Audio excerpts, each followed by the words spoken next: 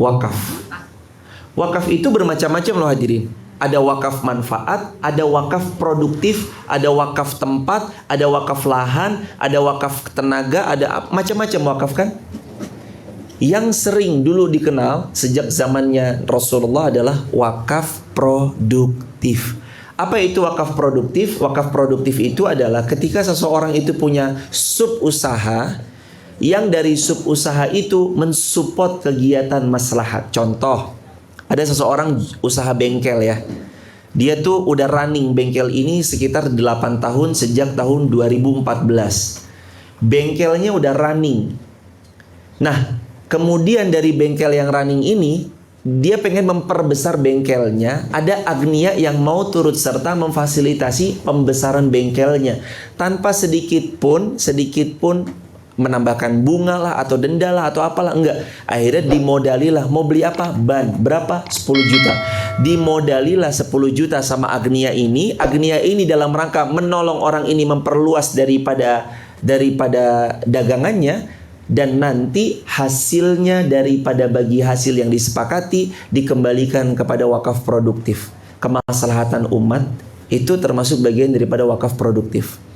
Atau nggak harus dimodali agnia, kita sendiri. Contoh, ada seseorang punya fried chicken. Fried chicken ini menghasilkan bersih per hari 125.000. Dan 25.000-nya itu dia wakafkan untuk wakaf kemaslahatan umat.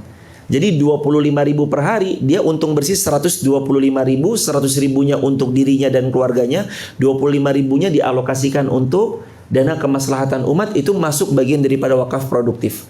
Kalau kisah zaman Sayyidina Utsman apa? Zaman Sayyidina Utsman bin Affan, wakaf produktifnya itu berbentuk kebun kurma, sumur-sumur, dan aset miliknya Sayyidina Utsman yang dikelola untuk kemaslahatan umat. Dan jamaah tahu, kebun Sayyidina Utsman bin Affan sampai sekarang ada, sumurnya masih ada, dikelola dengan baik oleh pemerintah Saudi. Setiap kali panen kurma 50% dijual, keuntungannya dipakai untuk membiayai salah satunya Masjidil Haram, Masjid Nabawi. 50%-nya lagi dikelola, ditabung, disimpan, dibelikan aset. Makanya sekarang kalau kita keluar pintu pojok sebelah kanan, imam di sini, pojok belakang sebelah kanan. Keluar ada Bin Daud, belok kiri nanti ada Movenpick, belok lagi nanti ada Jiwar Sakifa. Dari Hotel Jiwar Sakifa lurus ada Hotel Bintang 5 namanya Hotel Ramada, owner by Utsman bin Affan. Utsman punya hotel sekarang. Dari mana kok bisa beli hotel? Padahal sahabat Utsman bin Affan sudah meninggal dunia. Salah satunya wakaf produktif. Wakaf produktif. Itu termasuk tuh bagian daripada silsilah bagaimana dulu kita melihat benang-benang sejarah. Oh, ternyata ditopang lewat sini. Ini punya keuntungannya menopang sini. Jadi kaum muslimin yang belanja itu sebenarnya dia sedang membiayai agamanya plus mendapatkan kebutuhannya. Keren nggak? Contoh misalkan, kita tahu ya, semoga Allah jaga beliau, Mas Maula, Mbak Novita yang pemilik Elena. Masya Allah nggak diragukan. Kalau teman-teman lihat track recordnya, Allahu Akbar walillahilham. Sungguh kami pun anak-anak terkesima ngelihat luar biasa jor-jorannya beliau. Kalau Masya Allah tabarakallah, semoga Allah ganti berlipat ganda. Kadang sedekah tuh jegler 40 juta, jegler 50 juta, jegler sekian, jegler sekian. Tanya anak-anak semua, semoga Allah memuliakan Mbak Novita dan Mas Maula. Sungguh luar biasa jemaah. Artinya bukan hanya beliau aja, tentu ada para musinin semua jamaah semua juga sesuai dengan kapasitasnya masing-masing. Tapi yang mau kita sama-sama pegang adalah begini loh hadirin. Boleh jadi ada satu harta ini yang kita gunakan untuk belanja kepada sesuatu, kita dapat dua manfaat. Jadi kita belanja dapat dua manfaat. Yang pertama, kita mendapatkan satu, kebutuhan yang dibutuhkan. Dua, mendapatkan keuntungan pahala jariyah karena kita tahu siapa pengelolanya. Kita tahu siapa pemiliknya. Kita tahu bagaimana pemiliknya mengalokasikan dana keuntungannya. Wah, itu keren tuh. Sahabat itu tahu, oh ini tokonya Sayyidina Utsman bin Affan. Akhirnya berbondong-bondong beli kepada Sayyidina Utsman bin Affan. Tahu apa? Karena satu, mereka dapat sekali transaksi dua pahala. Satu, keberkahan transaksi karena karena terpenuhi kebutuhannya. Yang kedua, keberkahan transaksi karena Utsman bin Affan pasti mengalokasikan untuk maslahat umat. Jadi sekali transaksi dapat 2 kali keuntungan. 1, keuntungan duniawi. 2, keuntungan daripada bagaimana owner itu mengalokasikan. Makanya pernah dengar ya, ada kisah, mohon izin ya. Kisahnya daripada orang Yahudi keluar hotel minta dipanggilkan taksi. Yahudi ini keluar hotel lalu kemudian menyuruh security panggilin taksi. Taksi pertama datang. Yahudi ini bilang, saya nggak mau. Loh kenapa pak? Bersih loh pak. Nggak, saya nggak mau. Yang kedua datang. Lagi-lagi dia nggak mau. Taksi kedua datang, dia nggak mau. Ini orang maunya apa sih? Dia bilang lagi, carikan lagi berikutnya. Taksi ketiga datang, kemudian dia mau naik. Akhirnya security-nya penasaran, Pak, ini taksinya kan sama Pak, hanya beda merek brandingnya aja. 2 taksi sebelumnya kenapa Bapak nggak mau, giliran taksi yang ketiga kenapa Bapak kok mau? Apa jawaban Yahudi itu? 2 taksi sebelumnya saya tahu itu bukan milik kami, tapi taksi yang ketiga saya tahu itu adalah milik kami. Maksudnya pemiliknya adalah sama-sama Yahudi. Akhirnya dia naik di taksi yang ketiga. Oh, luar biasa ternyata. Ekonomi protektif namanya, istilahnya gampangnya begitu. Ekonomi proteksinya itu luar biasa. Dia hanya mau uangnya keluar kepada yang satu visi misi sama dia, seakidah sama dia. Dia mau uangnya nih nggak lari ke yang lain. Pokoknya sama-sama Yahudi, ya larinya ke Yahudi juga. Harusnya kita punya mentalitas yang sama kayak gitu jemaah. Kita tahu siapa ownernya, kita tahu sepak terjang ownernya, kita tahu insya Allah biiznillah misalkan owner ini nggak akan jauh-jauh mengeluarkan kecuali untuk menolong agama Allah. Kenapa enggak kita berbelanja di tempat sana? Kecuali kita tahu, oh ownernya tukang mabuk, oh ownernya suka judi, oh ownernya maksiat sama Allah, oh ownernya ABC, ngapain juga kita memberikan kepada dia menambah kemaksiatannya? Jadi sedetil itu mata kacamata, bukan cuma zakat tapi ziswaf, zakat, infak, sodako dan wakaf. Itu dilihat detil loh jemaah.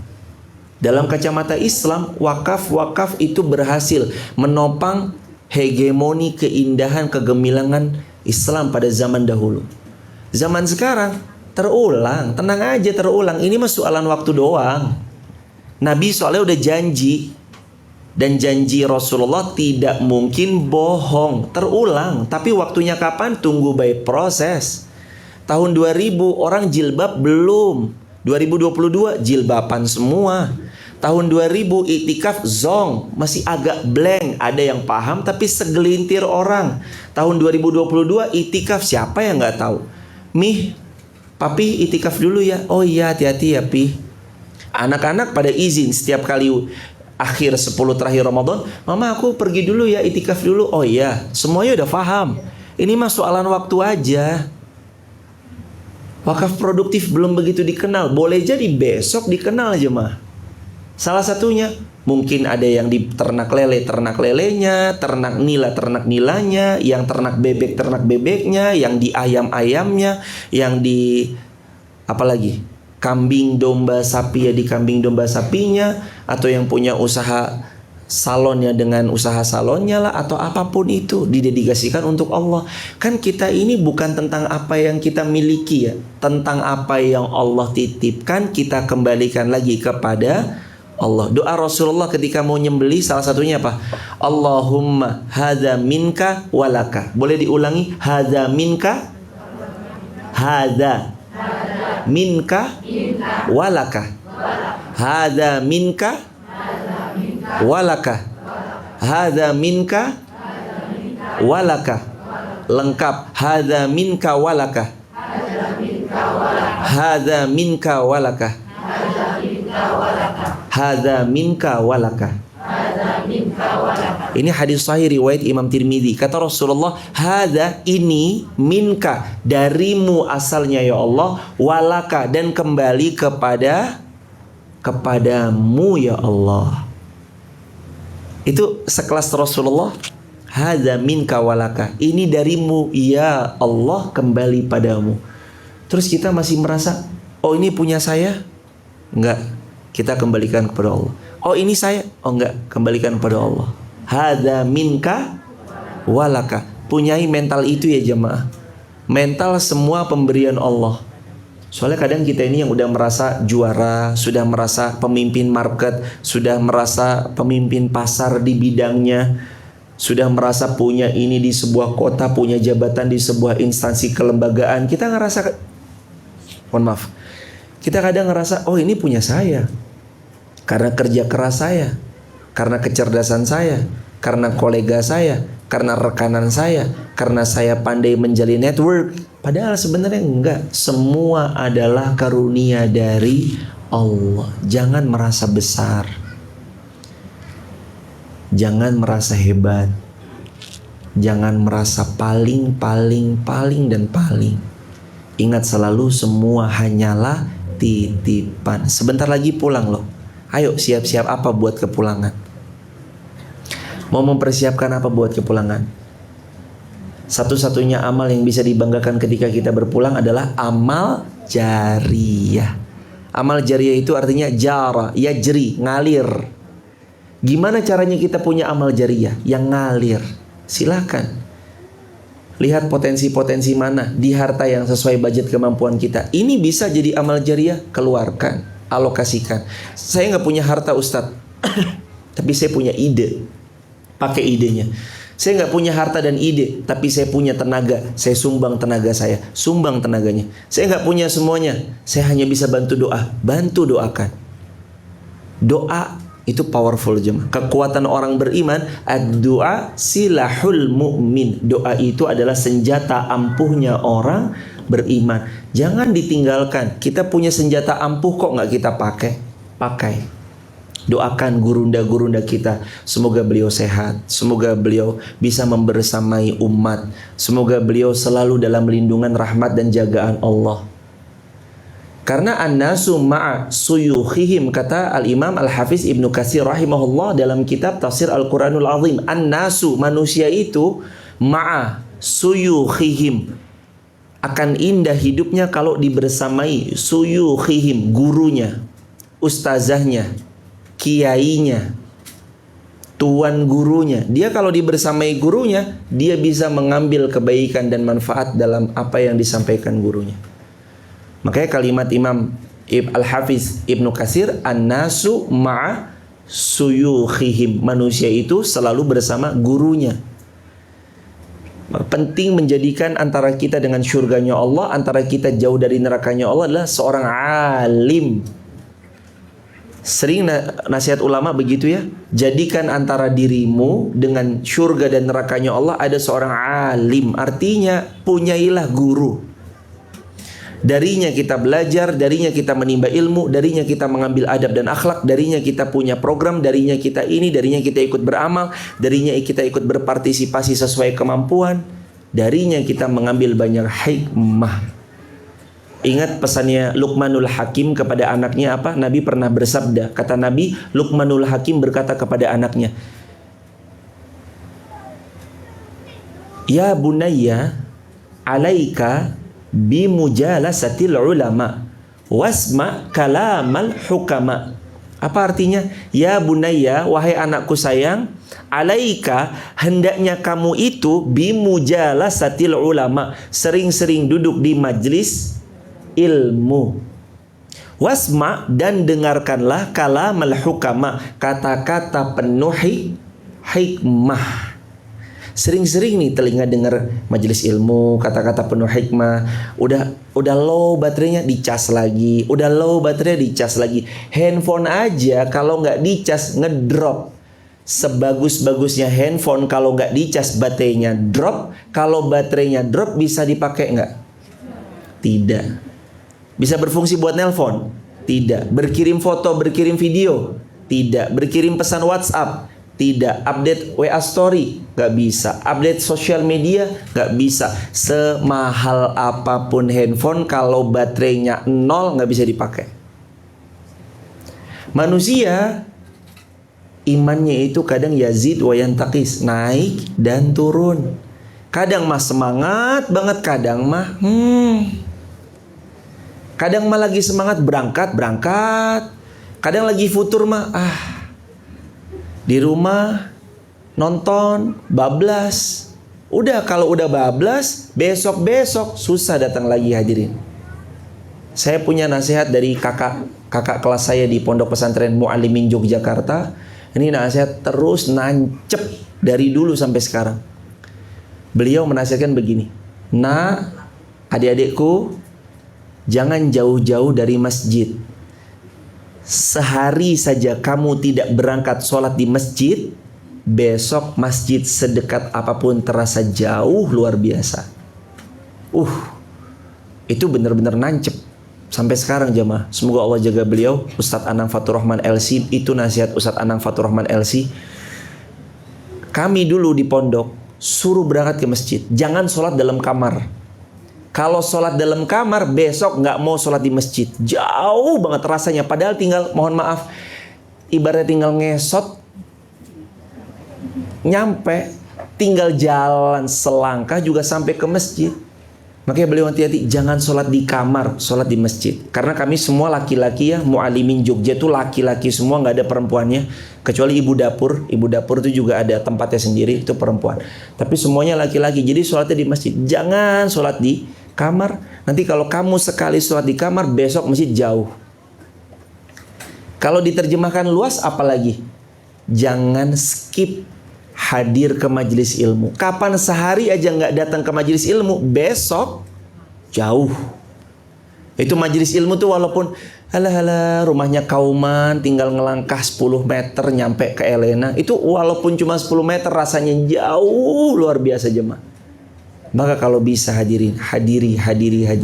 Minta pertolongan dari Allah, istiqomah.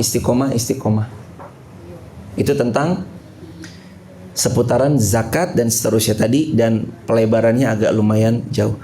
Fa idza fa'alu dzalika, kalau mereka sudah melakukannya, asamu minni dima'ahum wa amwalahum illa bihaqqil Islam. Kalau mereka sudah bersyahadat, sudah sholat, sudah menunaikan zakat, maka mereka telah terlindungi darah dan hartanya mereka. Artinya dalam Islam itu darahnya kaum muslimin mahal, hartanya kaum muslimin mahal. Nggak boleh nanti kita sembarangan. Dan itu semua terlindungi dengan hak Islam. Wa hisabuhum 'alallah. Ini kalimat terakhir dari Nabi, powerful banget. Wa hisabuhum 'alallah. Diulangi jemaah. Wa hisabuhum 'alallah. Wa hisabuhum 'alallah. Dan hisabnya mereka ada kepada Allah. Maksudnya kita nggak usah sibuk ngitung-ngitung orang lain. Kita nggak usah sibuk dengan aibnya orang lain. Kita nggak usah sibuk ngurusin urusan hidupnya orang lain dengan kesalahan yang pernah dia lakukan di masa lalunya. Nggak usah sibuk dengan hal itu. Sibuk sama diri sendiri. Fokus sama aib diri sendiri. Wahisabuhum 'alallah. Biarkan hisabnya mereka, serahkan kepada Allah. Kita jangan ngitung-ngitung. Kita nggak usah ikut campur dalam kesalahan yang pernah dilakukannya. Seburuk-buruknya orang, dia berhak menjadi orang baik di kemudian hari. Sebaik-baiknya orang, belum tentu dia tetap baik sampai di akhir hayat nanti. Wallahu a'lam bishawab. Rahasia itu ada ilmunya di sisi Allah. Tugas kita perbaiki diri kita. Qad aflaha man zakkaha. Akan pasti beruntunglah orang yang mau terus memperbaiki diri. Jadi jangan sibuk ngurusin aibnya orang, ngurusin kesalahannya orang, sampai bahkan kita bilang kamu karirmu habis, kamu karirmu pasti hancur, habis ini kamu gak akan bisa lagi naik. Gak usah sibuk. Kita tahu kan beberapa orang dulu diece, dijelek-jelekin, bilang karirnya selesai, karirnya habis. Sekarang justru malah yang karirnya paling memuncak. Dulu dihina-hina, kamu gak bisa jadi direktur, kamu terus selamanya bakal office boy. Sekarang jadi direktur. Perusahaan yang dulu tempat dia bekerja bangkrut, dibeli balik sama dia. Coba itu. Betapa mudahnya Allah membolak-balikan keadaan seorang hamba. Harus tetap ingat wahisabuhum Allah. Serahkan perhitungan. Kalau ada orang berbuat salah kepada Allah, tugas kita mengingatkan. Fadzakir innama anta muzakkir lasta alaihim bimusaitir. Tugasmu cuma mengingatkan. Mau alhamdulillah, nggak mau ya tetap alhamdulillah. Lasta alaihim bimusaitir. Nggak usah paksakan kehendakmu. Mau silakan, nggak mau ya silakan. Tanggung jawab masing-masing. Ala taziru waziratu wizra ukhra. Allah berfirman, kita nggak akan memikul beban dosa yang dilakukan orang lain kecuali kita fasilitatornya. Tapi kalau kita tidak memfasilitasi, maka kita nggak kena beban dosa itu. Barakallahu fiik. Silakan hadirin dibuka halaman ke-40. Yang pertama, wajib.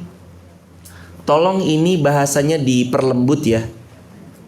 Wajibnya menyeru manusia sampai mereka masuk ke dalam Islam. Jadi tugas kita itu emang ngajak orang masuk ke dalam agama Islam. Kalau udah Islam gimana? Diajak kembali kepada Allah. Orang yang belum Islam diajak masuk Islam, yang sudah Islam diajak memperkuat keislamannya. Begitu. Jadi kalimatnya wajib menyeru, itu diganti ya kalimatnya. Dan ini juga pentingnya belajar nih jamaah. Kalau dibaca tekstual ini kan wajib apa tekstualnya? Oh, kalimatnya oh berarti nanti oh itu kan agak kurang pas juga. Ya memang maknanya demikian, tapi lebih kepada menyeru. Kita tuh emang harusnya nyeru. Tugas kita tuh dakwah, satu sama lain itu dakwah, tapi di bidangnya masing-masing. Yang kedua, tambahan jamaah, tambahan. Berdasarkan hadis dan dalil yang disebutkan. Yang kedua, orang yang menolak membayar zakat boleh untuk, nah ini baru benar.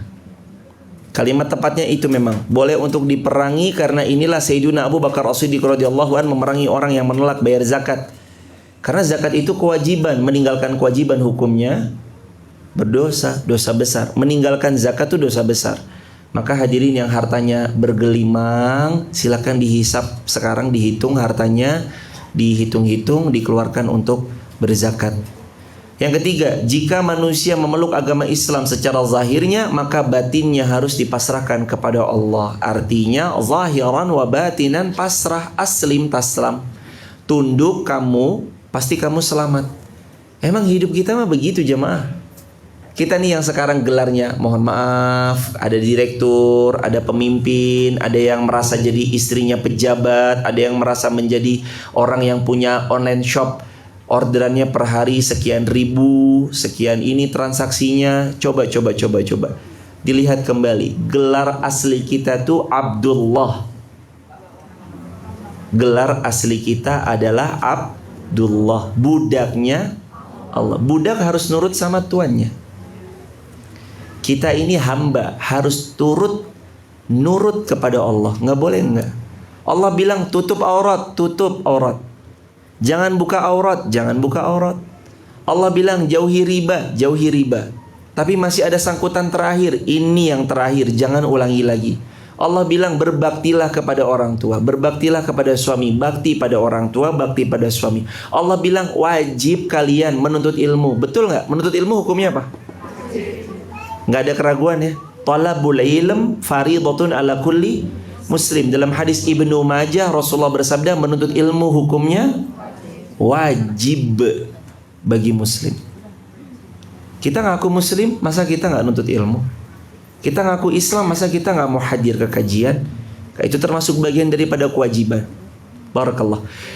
Yang keempat, menetapkan hisab, yakni bahwa manusia akan dihisab berdasarkan amalnya. Nah, tadi sudah tahu ya, Allah tuh akan menghisab mereka, amalan-amalan mereka, zikir-zikir mereka, semua yang mereka punya dan Allah titipkan padanya, itu dihisab sama Allah. Nggak usah kita menjadi orang yang sibuk menghisab orang lain. Ini dihisab, oh ini kekurangan, ini kekurangan. Setiap manusia punya kekurangan. Percuma nyari kekurangan manusia. Kenapa? Pasti ketemu. Cari deh teman-teman, buka video saya, total ada 5 ribuan video. Cek di YouTube dari 5.000 video, dengarkan baik-baik. Pasti ada salahnya, nggak mungkin nggak ada salahnya. Pasti kita semua punya salah. Manusia punya salah, tapi ingat, wa khairul khatta'ina tawwabun. Sebaik-baik orang yang punya salah adalah yang bertaubat. Taubat nggak kita kepada Allah? Mau nggak kita memperbaiki kesalahan kita yang pernah dilakukan? Atau kita mau hanya sekedar berbangga-bangga dengan kesalahan? Jangan. Jadi hisabnya dikembalikan kepada Allah. Terakhir halaman 41, faman ya'mal mithqala dzarratin khairan yarah wa man ya'mal mithqala dzarratin syarran yarah. Kalau berbuat baik walaupun kecil, manusia nggak ada standing applause. Maksudnya manusia tidak bertepuk tangan. Manusia nggak bilang makasih ya mbak, matur nuwun ya bu. Manusia walaupun nggak ngucap terima kasih, Allah tahu. Allah tahu nih siapa yang datang niatnya karena nggak enakan. Allah tahu. Siapa yang datangnya supaya dipuji manusia, siapa yang datangnya supaya dapat dikatain, ih solehah ya ngaji tiap hari. Allah tahu niat isi hati, semuanya Allah tahu. Makanya yuk perbaiki niat. Sekecil apapun Allah balas. Kebaikan walaupun sepi dari pujian manusia, gelap dari pandangan penglihatan manusia, Allah tahu. Walaupun kita berbuat baik, nggak ada yang lihat, Allah tahu. Walaupun manusia nggak muji kita, Allah tahu. Ayo jamaah, ini nasihat buat saya berbicara. Dan kita semua, ayo sama-sama jaga keikhlasan. Dungu orang yang nggak ikhlas. Ini semua dari Allah kok, kita nyari-nyarinya sama manusia. Eman lah, eman jamaah. Datang ke majelis ilmu kok pengennya cuma sekedar dunia, terlalu eman. Datang ke sini kok cuma pengen dapat pujian, eman. Datang ke sini kok cuma pengen dikatain solihah, eman. Sayang banget. Datang ke majelis ilmu karena mergo nggak enakan. Kenapa ke majelis ilmu? Nggak enakan. Jangan. Eman-eman jemaah. Datang niatkan tulus ikhlas ibtigha'a mardatillah. Itu aja, jangan yang lain. Sama, ini nasihat buat yang berbicara dan buat kita semua. Waktu dan tempat untuk tanya jawab dipersilahkan, mikrofonnya silahkan diberikan. Dan untuk teman-teman di YouTube, TikTok, Instagram, terima kasih sudah membersamai juga. Atas waktunya juga terima kasih. Juga terima kasih jamaah yang sudah berkenan hadir. Bagi jamaah yang mau bergabung di grup WhatsApp kajian saya, jamaah bisa tap link di bio, sebut namanya, asal kotanya, asal negara. Tap link di bio, sebut nama, asal kota, asal negara. Atau sebut nama, alamat gitu aja. Nama sama alamat. Barakallahu fiik. Yang mau bertanya silahkan jemaah. Fadhol. Maujud soal? Fadhol. Boleh mikrofonnya?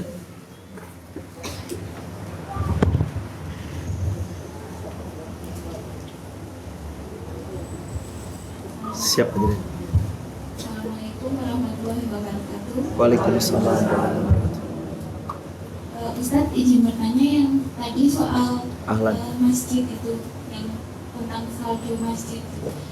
Misalkan kita ada di lingkungan yang masjidnya itu saljunya itu menumpuk, sedangkan kita untuk berbicara kita nggak ada power, itu apa yang harus kita lakukan?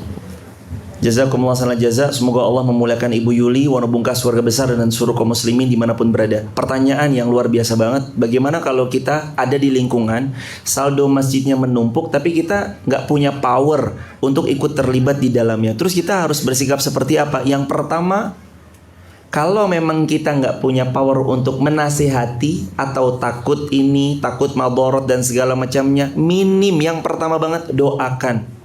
Semoga pihak pengelola segera Allah sadarkan dengan caranya untuk mau mengelola saldonya dengan baik. Satu, doakan. Yang kedua, kalau memang kita tahu itu cuma hanya diendapkan, mending alirkan kepada tempat yang mengalir, alias pindahkan yang selama ini rutinan, mohon maaf di situ, karena itu hanya mengendap, tidak terjadi kemaslahatan buat umat, maka beralih, berpindah. Coba keker di mana-mana yang rasanya maslahat, silahkan. Di Wonosobo ini banyaknya, bukan main. Ada sedekah air, ada bumbu langit, ada RRM, ada apa, ada sedekah macam-macam, banyak banget. Silahkan sesuai kemantapan hati masing-masing. Silahkan. Saya rasanya lebih amanah di sini. Saya rasanya lebih mantap di sini. Saya rasanya membersamai di sini karena ini powerfulnya insya Allah lebih besar dan segala macamnya. Silakan senyaman-nyamannya pribadi masing-masing. Buat teman-teman di rumah juga dipersilahkan senyamannya masing-masing. Barakallahu fiik. Itu yang kedua. Jadi kalau bisa berhenti di sana karena tahu tidak mengalir, hanya tersumbat saja dalam tanda petik ya, hanya ditumpuk-tumpuk aja tanpa menjadi maslahat, alirkan di tempat yang lain. Terus yang ketiga, ini jamaah yang dirahmati Allah, kalau memang jamaah yang dirahmati Allah sampai ujung-ujungnya kita tidak melihat itu dana dimaslahatkan, artinya disalurkan untuk kemaslahatan, cara yang ketiga ini kadang memang perlu dicontohkan dulu jemaah, diteladankan dulu. Kita nyontohin. Ini gini, nggak bisa ini contohin aja dulu. Kadang ya memang perlu dicontohkan ya. Untuk ternyata itu bisa, kenapa kita nggak bisa? Saldo kita kan lebih banyak, misalkan begitu. Kadang perlu dicontohkan dulu. Kita perlu memberi teladan baik supaya mudah-mudahan mereka tersadarkan. Barakallahu fiik, semoga terjawab. Allahu a'lam bishawab. Itu yang bisa dilakukan. Soal akhir majud, fadl. Silakan yang di belakang. Ini dulu yang depan.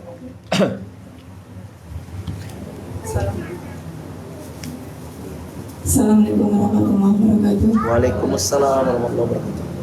Nama saya Yuli dari Qatar. Mohon penjelasannya Pak Ustaz untuk kaitannya dengan zakat. Harta yang wajib dizakatkan itu harta yang seperti apa dan aturannya seperti apa? Jazakumullah khairan jazaa. Semoga Allah memuliakan yang bertanya surga besar dan seluruh kaum muslimin dimanapun berada. Yang pertama, harta wajib zakat adalah harta yang mengendap dimiliki selama 1 haul dan nisabnya mencapai batas nisab. Dalam hadis Abu Daud, nisabnya emas adalah 20 dinar, dizakati setengah dinar. Dalam hadis riwayat Abu Daud. Jadi sekarang harta yang seperti apa? Harta yang mengendap tidak dipakai. Mobil nggak dizakati karena dipakai. Rumah nggak ada zakatnya karena dipakai. Itu harta yang mengendap.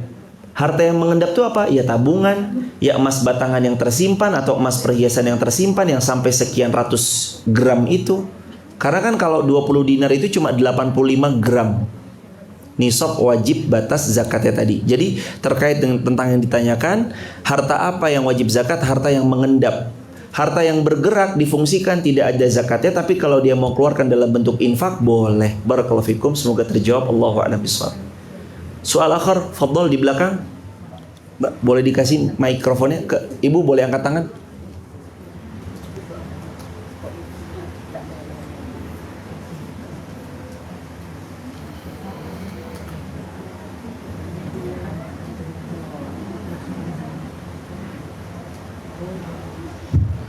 Assalamualaikum warahmatullahi wabarakatuh. Waalaikumsalam. Mohon maaf izin bertanya Ustaz.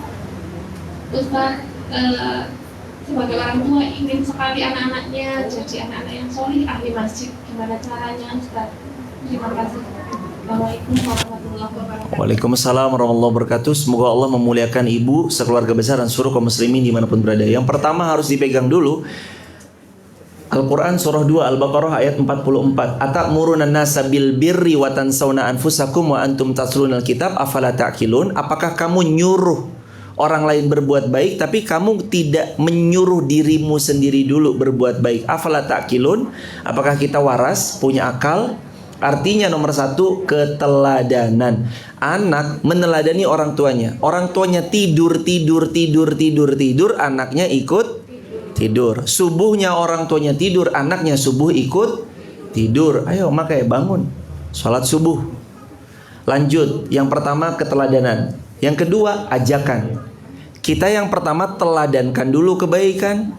Yang kedua ajak anak-anak untuk sholat ke masjid supaya jadi pemakmur masjid. Yang ketiga, kalau sudah diberi teladan, sudah diajak, tetap aja jauh dari masjid. Ingat rumus, iman tak dapat diwarisi atau diwariskan. Iman tuh nggak dapat diwariskan.